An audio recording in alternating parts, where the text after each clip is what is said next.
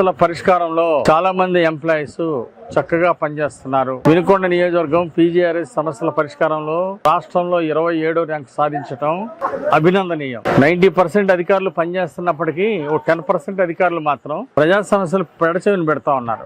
అలాంటి అధికారులకి ఎన్డీఏ ప్రభుత్వం హెచ్చరిక చేస్తా ఉంది. ప్రజా సమస్యలు మీరు పరిష్కరించకపోతే మాత్రం మీ మీద చర్యలు తీసుకుంటారు. ఎందుకు ప్రజా దర్బార్కి ఎందుకు వస్తారు ప్రజలు? ప్రజా సమస్యలకు పరిష్కారం ప్రభుత్వం మీద నమ్మకంతో, అధికారుల మీద నమ్మకంతో ప్రజా సమస్యల పరిష్కారం కోసం వస్తారు. మరి అలాంటి వచ్చినవి కొద్దిమంది అధికారులు పెడజేవిని పెట్టడం ఎంతవరకు కరెక్ట్?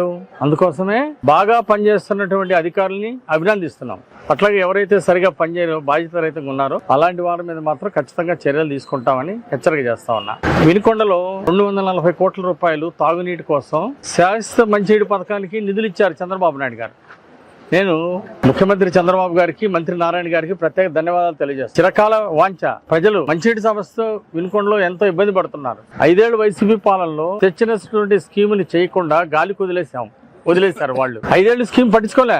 మంచినీటి స్కీము రాష్ట్ర ప్రభుత్వం కంట్రిబ్యూషన్ కట్టకపోవడం వలన కేంద్రం నుండి వచ్చినటువంటి నిధులు అయిపోయినాయి, నిరుపయోగం అయిపోయింది. అందుకే ఈ రోజు రాష్ట్ర వ్యాప్తంగా ఏవైతే మంచినీళ్ళ స్కీములు ఉన్నాయో, శాశ్వత మంచినీటి పథకాలకి రాష్ట్ర ప్రభుత్వం నుండి కట్టాల్సిన కంట్రిబ్యూషన్ కట్టి కేంద్రం వాటాన్ని తీసుకొని అన్ని మంచినీళ్ళ స్కీములు, శాశ్వత మంచినీటి పథకాలు పూర్తి చేయడానికి ఈ రోజు ప్రభుత్వం కంకణం కట్టుకుంది. ఈ రోజు అన్ని మున్సిపాలిటీల్లో రాష్ట్ర ప్రభుత్వం కంట్రిబ్యూషన్ ఇచ్చి శాశ్వత మంచినీటి పథకాలు చేపించడం అభినందన. 240 కోట్ల నిధులు వినుకొండకు వచ్చినాయి. ఇది 16వ తారీఖు చేద్దాం అనుకున్నటువంటి ప్రోగ్రాము 27వ తారీఖు పోస్ట్ పోన్ అయింది. 27వ తారీఖు వినుకొండ పట్టణంలో డ్రింకింగ్ వాటర్ స్కీము శంకుస్థాపన చేయడం జరుగుతుంది. 240 కోట్లతో ప్రతి బజార్కి, ప్రతి ఇంటికి ప్రభుత్వ ఖర్చుతో ట్యాప్ వేస్తాం.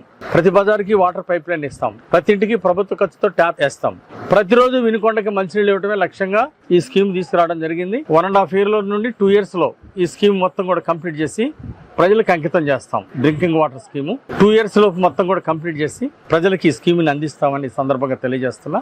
ప్రజల చిరకాల వాంఛ ఇన్నాటికి నెరవేరింది చంద్రబాబు గారి సహకారంతో. అది 27వ తారీఖున ఇన్ఛార్జి మంత్రి గొట్టిపాటి రవికుమార్ గారు వస్తున్నారు. వారి చేతి మీదుగా స్కీము శంకుస్థాపన చేయడం జరుగుతుంది. అదేవిధంగా ఎంపీ శ్రీకృష్ణదేవరాయలు గారు ఆ కార్యక్రమంలో పాల్గొంటారు. నేను కోరేది ఒకటే, ఈ రోజు ప్రజా దర్బార్లో వచ్చినటువంటి గ్రీవెన్స్లు అధికారులు త్వరితగతిన టైం బాండ్ గా ఆ సమస్యలు పరిష్కరించాలని అధికారులు కోరుతారు.